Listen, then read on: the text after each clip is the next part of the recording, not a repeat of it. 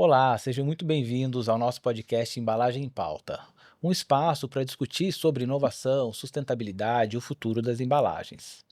O termo paperização vem sendo muito discutido hoje no mercado e ele está diretamente relacionado à substituição de embalagens plásticas por embalagens de papel. Mas será que o papel consegue realmente substituir o plástico em performance, em proteção, tudo aquilo que as embalagens plásticas conseguem entregar para o mercado hoje? Esse é o tema central do nosso episódio de hoje. Eu sou Matheus Castro, coordenador de marketing da área de dispersões, resinas e aditivos, e vamos discutir um pouquinho sobre as inovações que a BASF tem para esse mercado. Eu tenho comigo aqui hoje Patrícia Montoro, especialista da BASF para a área de papel. Seja muito bem-vinda, Paty. Olá, pessoal. Eu sou engenheira química de formação e trabalho na BASF na área de paper coatings, que são as aplicações de desenvolvimento aí com papel, né, sempre na área de papel. Então eu tenho 20 anos aí de experiência, né, no tema.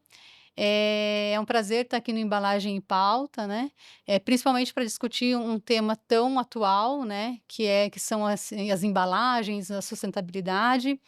E espero, assim, que eu consiga trazer algumas ideias, alguns insights que vocês possam aproveitar da nossa conversa, e gostaria de agradecer aí o Matheus, né, pela oportunidade de estar aqui.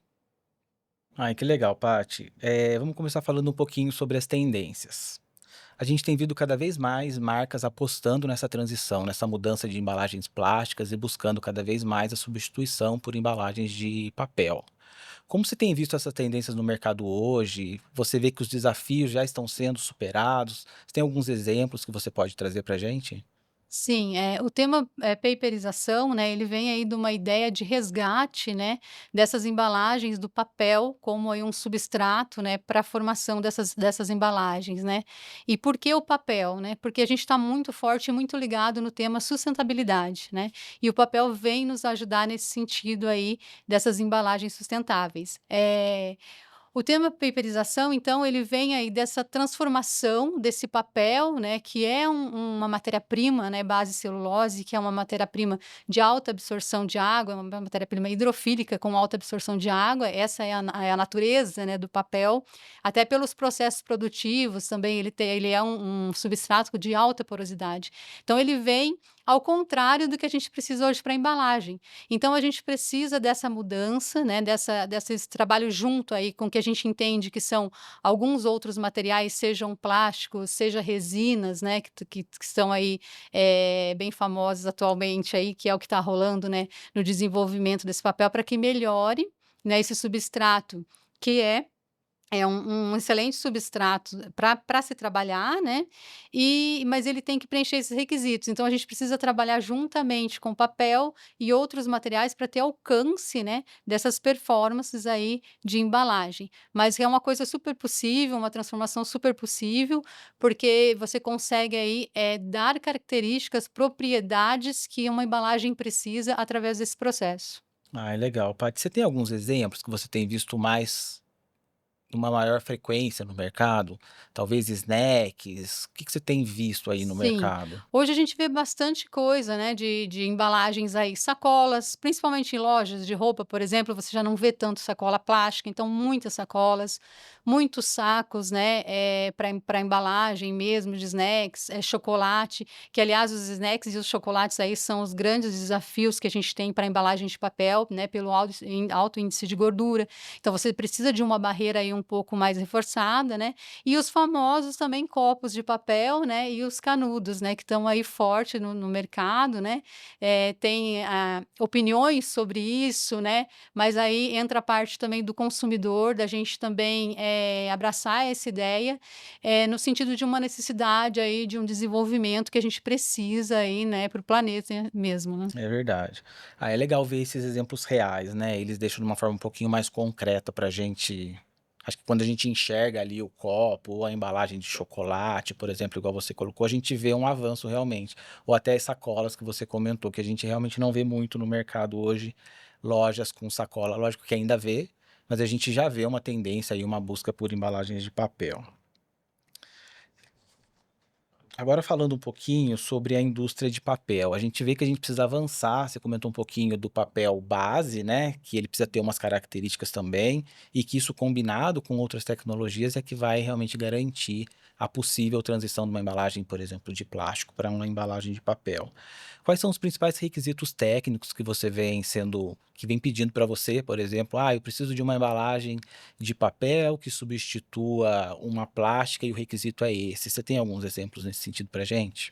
Sim, temos sim, claro. Mas antes, primeiramente, eu gostaria aqui, né, de falar um pouquinho sobre a história, né, da embalagem, né, por que que essa demanda em relação à propriedade de embalagem, né, é tão forte em relação aos produtos de papel ou qualquer outra embalagem em geral, mas desde o começo, né, vem de uma necessidade do ser humano mesmo, uma necessidade humana, né, de transportar, de conservar, né, esses alimentos, né. Então a gente começa aí bem no início, né, a gente utilizava bexigas e peles de animais para envolver, né, esses alimentos, por exemplo. Então a gente tinha já aí as primeiras embalagens, né, que vem aí com essa função de proteção, né. Depois a gente vem com o desenvolvimento das embalagens, por exemplo, datado aí de 4000 antes de Cristo, né, a gente vê as embalagens em couro, embalagens aí em argila, né, que são, assim, embalagens de proteção mesmo do material. Sempre foi focado, na embalagem no sentido de transporte, né, ou transporte de algum material, de algum alimento, ou proteção. O foco sempre foi esse, né. E aí a gente vem aí com as grandes navegações, que aí necessitaram aí de um tempo aí de shelf life, né, ou de durabilidade ou proteção desses alimentos por um tempo maior, né, porque as grandes navegações levavam aí grandes tempos de ida e volta, enfim. E aí aparecem os materiais de vidro, de metais, que faz essa conservação, né, dos alimentos. Então já começa a aparecer uma necessidade não só de conservação, mas também de transporte desses alimentos. E aí, a gente também vem a ver a necessidade, né, andando um pouquinho mais para frente, e ver uma necessidade de marketing, né, de linkar mesmo a marca com o consumidor. E aí a coisa já começa a mudar, porque além de você ter as propriedades necessárias para uma embalagem, que é conservação, que é resistência, que é transporte, ela ainda tem que contar a história dela e ela tem que ter algum relacionamento com o cliente, né, então eu preciso contar a minha marca. E hoje a gente carrega tudo isso, todas essas propriedades que são necessárias a essa embalagem, a gente precisa manter todo esse, né, toda essa requisição, né, para a embalagem, e além disso, a gente precisa fazer uma embalagem que seja sustentável. Só que a gente não pode deixar para trás todas essas características para que a embalagem nasce, né. Então, eu acho assim, quando a gente começa a trabalhar, né, com uma embalagem de papel e direcionar isso para que ela tenha uma barreira, primeira coisa a gente precisa entender que tipo de barreira eu preciso para esse meu material. Para que eu vou utilizar, na verdade, essa embalagem, né. E quando eu sei isso, já é meio caminho andado, porque eu já sei onde eu quero chegar. A grande dificuldade que a gente tem hoje nos projetos, né, é realmente isso, né, entender onde eu preciso chegar.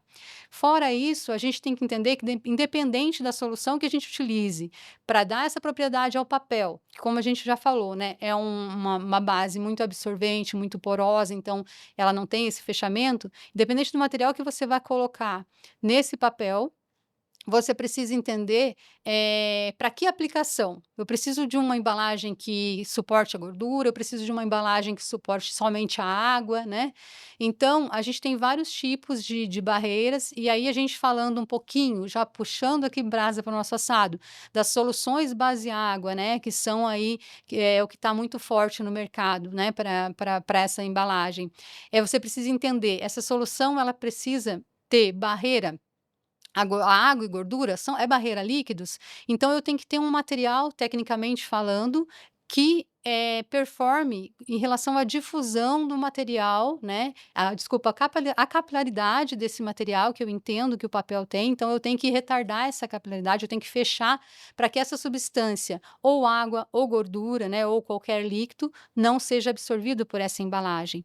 Se eu quero uma barreira aí a vapor de água, a gases, né, uma barreira já mais específica, eu preciso trabalhar, não na questão da capilaridade, como os líquidos, mas na questão da difusão, né. Eu preciso retardar esse transporte dessas substâncias, né, desse vapor de água, enfim, na embalagem. Então eu tenho outros produtos que são direcionados para essa aplicação.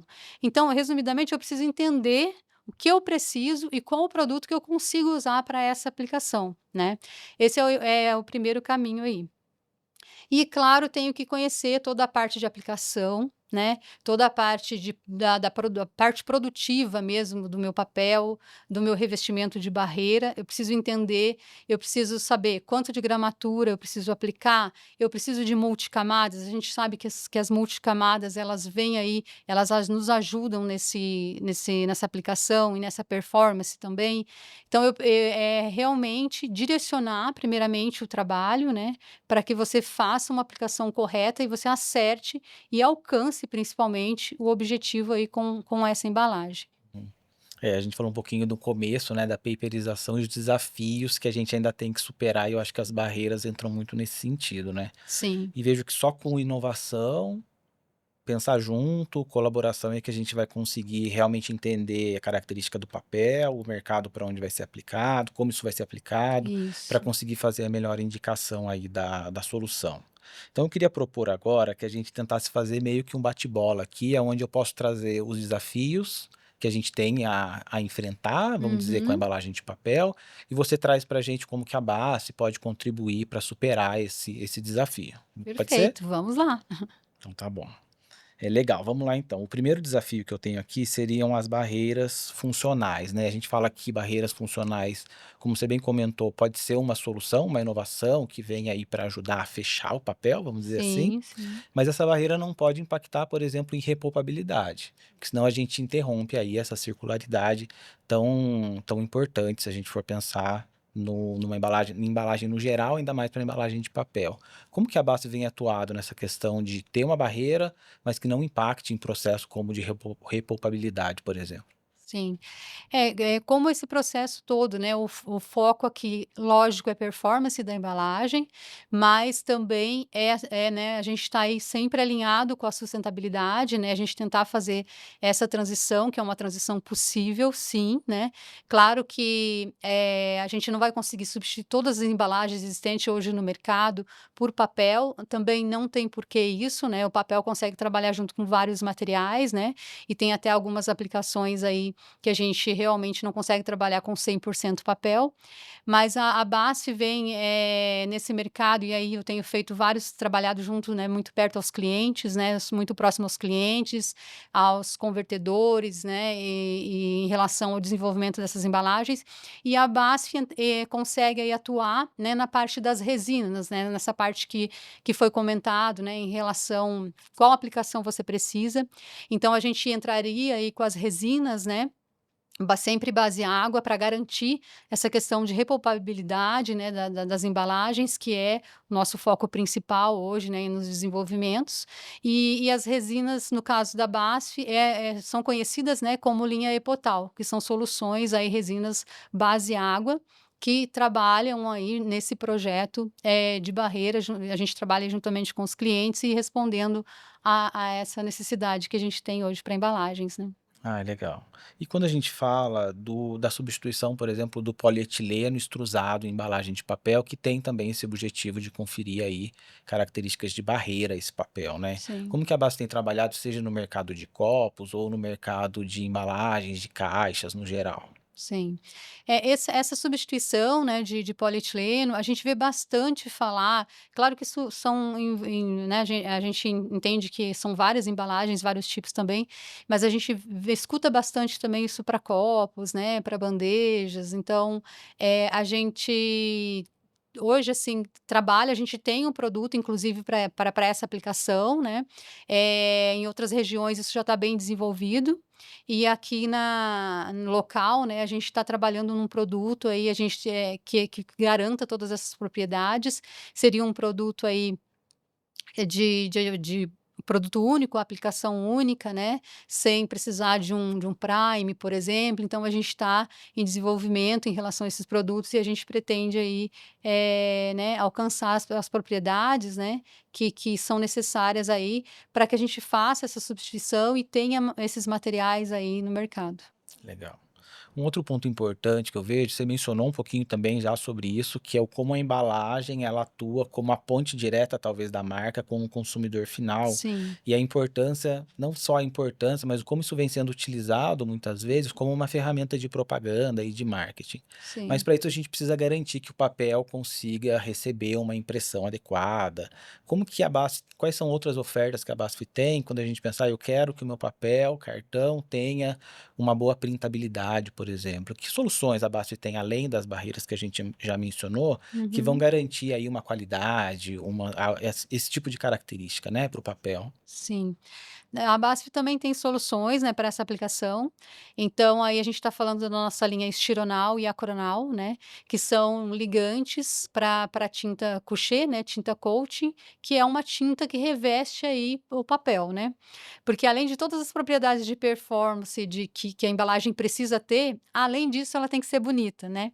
Então ela tem que chamar atenção, ela tem que conversar com o consumidor, né, ela tem que ser uma embalagem, de prateleira, né, uma embalagem bonita.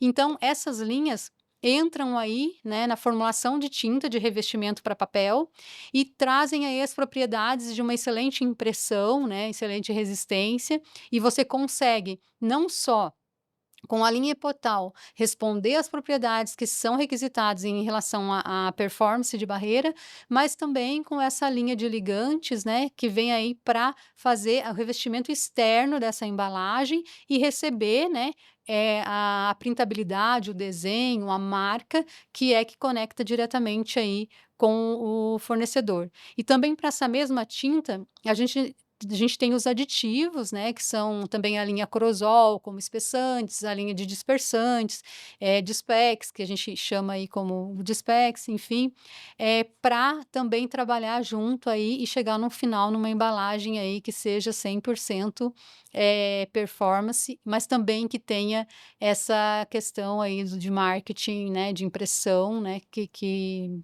também é necessária. Não, legal. Dá para a gente perceber que sustentabilidade, ela vem muito conectada com inovação e muito trabalho também de Sim. colaboração e desenvolvimento para chegar lá, né, e superar aqueles desafios que a gente comentou no comecinho. E eu consigo ver que a Basf vem investindo pesado nisso, né, para que a gente consiga de alguma forma colaborar para que todos esses desafios sejam superados. Caso você aí do outro lado queira saber um pouquinho mais sobre a linha de barreiras, a linha de látex, os aditivos, entre em contato conosco via esse QR Code ou os detalhes que vão estar aqui na descrição desse vídeo. Acho que conseguimos, né, Paty? Acho Passamos que por esse sim. bate-bola. Legal. Como você se sente aí depois desse primeiro bate-bola? Ah, tô animada, né, é muito bom, realmente, assim, a intenção aqui é a gente conversar um pouquinho, é chamar, né, realmente as pessoas para vir dividir esse trabalho com a gente, que é um trabalho aí bem desafiador, de embalagens, de sustentabilidade, né. E o importante aí, nesse sempre eu falo, né, esses desenvolvimentos, é você ter, né, essa parceria. Você precisa de uma parceria para que isso tudo aconteça. Eu tenho participado de vários projetos com clientes, eu trabalho muito próximo aos clientes com aplicação técnica, né, e desenvolvimento, e a gente tem visto a grande necessidade que a gente tem da parceria, né. E aí eu falo, de quem produz o cartão ou o papel, né. Hoje a gente precisa entender, né, também, que o cartão ou o papel ele e tem que ser visto como um material, na verdade, né, um material aí de engenharia, onde você consegue melhorar, né, esse cartão até para receber essa resina ou outro material, né, que vem aí ajudar nas performances. É como se fosse um paradigma mesmo que a gente precisa quebrar, né, do mercado e a gente vem conseguindo fazer isso, dar oportunidade de melhoria do base para que essa resina venha e realmente performe como tem que ser, para que a gente alcance aí bons resultados. E o trabalho de parceria que é essencial, né, para que o produtor de cartão esteja conectado aí com o convertedor, com o aplicador, e que a gente consiga chegar aí, né, ao consumidor final com essa embalagem. Legal, Paty. Conversa muito boa, né. E eu acho que eu acho não, né, eu sempre fico animado quando eu vejo que a gente pode participar Sim, dessa transformação via um futuro mais sustentável com um pouco do que a gente faz aqui. sim.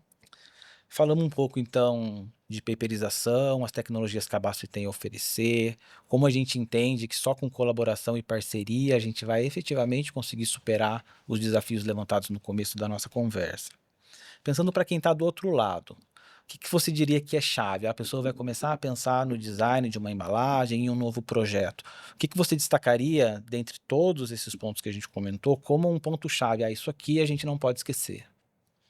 Eu acho que o ponto-chave, né, é o que a gente já comentou, a gente precisa entender onde a gente quer chegar, principalmente. É um maior desafio quando iniciei esses projetos de barreira é isso, né, porque tem muita comparação com o que já tem hoje no mercado, né, uma barreira de alumínio, por exemplo, e plástico que é extremamente fechada, então a gente tem que entender que a gente está trabalhando com outro substrato. E a parceria, para isso acontecer, esse é o grande aprendizado, né, a gente precisa ter a parceria e aí com o produtor, com o convertedor, brand owners, os consumidores, né, no finais da cadeia, e ter assim, esse comprometimento, porque a gente para que a gente possa melhorar o substrato, ou melhorar a resina, ou melhorar a aplicação, ou mesmo fazer com que essa aplicação seja ajustada ao material, e aí a gente entende que no processo inteiro a gente consegue realmente melhorar essa embalagem. Paty, eu concordo plenamente com esse ponto de colaboração. Eu acho que isso realmente é a chave. A gente está chegando ao final do nosso papo, acho que a gente conseguiu cobrir vários temas, várias tendências, tecnologias e como a BASF também pode contribuir. Você quer deixar alguma mensagem final para o pessoal que nos acompanhou até aqui? Primeiramente, eu queria agradecer, né, a oportunidade, o convite de estar aqui com esse bate-papo, Matheus. E eu queria comentar, né, que a gente está à disposição, né, para fazer parte aí dessa colaboração, desses projetos, né, e a gente está à disposição para todos esses elos da cadeia, para que realmente a coisa aconteça, né. E eu espero realmente que mais pessoas entrem nesse projeto junto com a gente. É um projeto muito lindo, apaixonante e que a gente, assim, entra de uma forma, sai de outra, né, então a gente tem muito aprendizado e, enfim, vale a pena ir. Legal. E para você que nos acompanhou até aqui, nos siga no LinkedIn, YouTube e fique atento aos próximos episódios do Embalagem em Pauta. BASF. We create chemistry.